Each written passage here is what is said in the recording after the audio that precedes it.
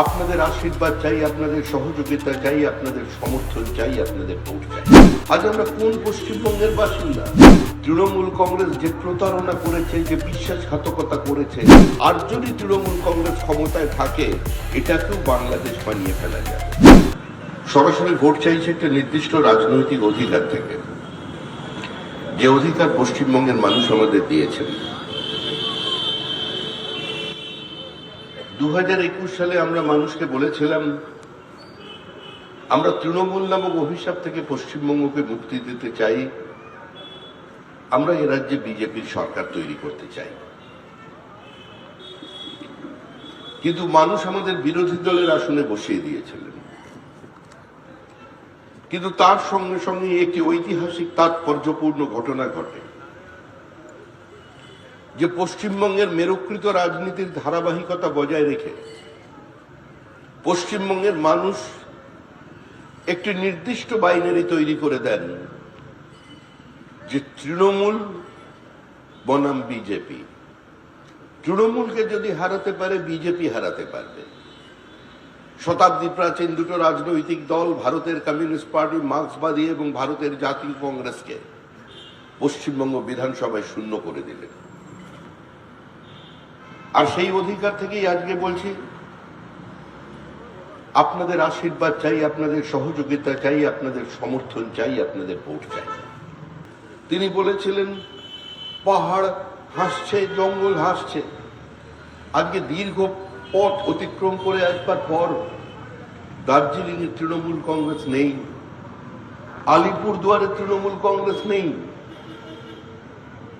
জলপাইগুড়িতে তৃণমূল কংগ্রেস নেই, দিনাজপুরে তৃণমূল কংগ্রেস নেই,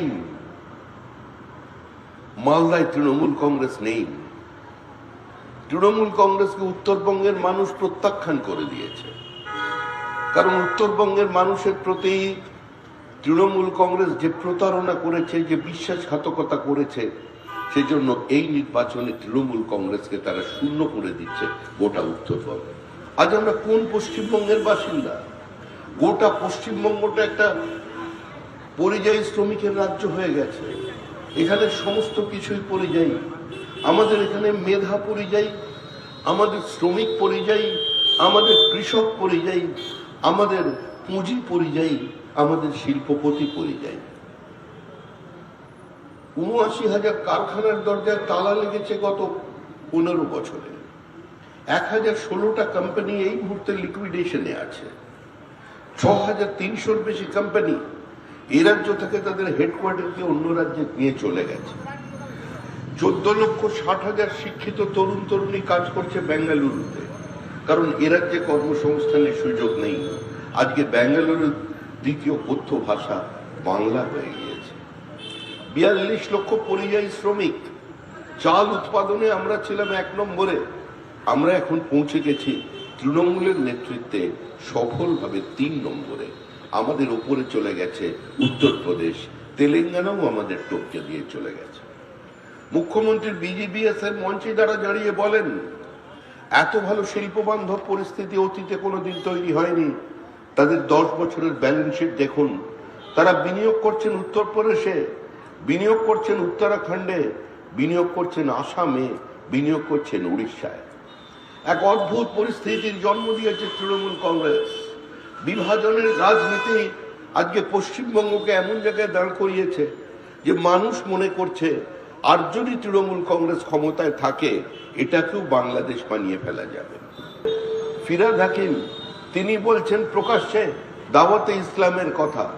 মুসলমান ভাইদের বলছেন, অন্তত একজন করে হিন্দুকে ধরে নিয়ে ওই যেসব করো ওইসব করে তোমার ধর্মে ঢুকিয়ে নাও না, সেটাই তোমার পবিত্র কাজ। মুখ্যমন্ত্রী ঈদ উল ফিতর মঞ্চে দাঁড়িয়ে বলছেন, বিজেপি প্র্যাকটিসিং ধর্ম ইজ এ গান্ধা ধর্ম। হুমায়ুন কবির তৃণমূলের ঘরের ছেলে, তৃণমূলের সোনার টুকরো, তৃণমূলের সন্তান, তৃণমূলের অনুপ্রেরণায়, তৃণমূলের অনুমোদন নিয়ে তিনি ওখানে বাবরি মসজিদ তৈরি করছেন। বাবরি মসজিদ মিম ঢুকছে পশ্চিমবঙ্গে। তার কারণ কি? তৃণমূল কংগ্রেসের বিভাজনের রাজনীতি। হিন্দু মুসলমানের নামে সমাজকে ভেঙে টুকরো করে শুধুমাত্র কনসলিডেটেড মুসলিম ভোট ব্যাংকের মধ্যে দিয়ে তিনি ক্ষমতায় আসতে চান, তার নাম মমতা বন্দ্যোপাধ্যায়। আজকে এই রাজনীতি আপনারা প্রত্যেকে দেখেছেন। প্রাণ ভয়ে মুর্শিদাবাদে পুলিশ পালাচ্ছে। কি করবে পুলিশ? কিছু করণীয় নেই। উন্মত্ত জনতা, তৃণমূল কংগ্রেসের বিধায়ক তার পুরো পরিবার নিয়ে মুর্শিদাবাদ ছেড়ে চলে গেলেন। কারণ কি? কারণ ওয়াকফ প্রপার্টি তার জন্য রক্ষা করবার জন্য কেন্দ্র সরকার একটা নতুন আইন প্রণয়ন করেছে। চলে যান কড়েয়া থানায়। কড়েয়া থানার উল্টো দিকে যে বিল্ডিং এরটা দেখবেন, যে কমপ্লেক্সটা তৈরি হয়েছে, ওটা একটা ওয়াকফ প্রপার্টি। কড়েয়া থানার উল্টো দিকে একদম সোজাসুজি রাস্তার উল্টো ফুটে সেখানে মোতোয়ালির নাম দিয়ে হাইকোর্টের নোটিশ, দাগ নাম্বার দিয়ে নোটিশ ঝুলছে, যেটা ওয়াকফ প্রপার্টি। পুলিশ কমপ্লাই করতে পারলো না, কারণ এই প্রমোটিং এর সঙ্গে একজন মন্ত্রী যুক্ত। কিছু করার নেই।